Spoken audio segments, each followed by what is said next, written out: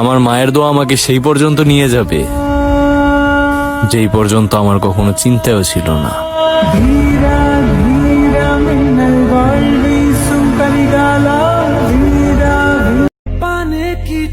কে আপন কে পর তাতে আমার কোনো আসে যায় না। আমার মা আছে, আমার মতো সুখী আর কেউ হয় না।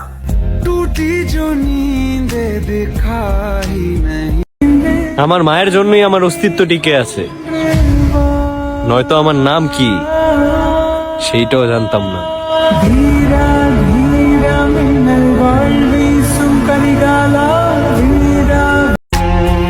আমাকে যে ভালোবাসা শিখালো তিনি আমার মা।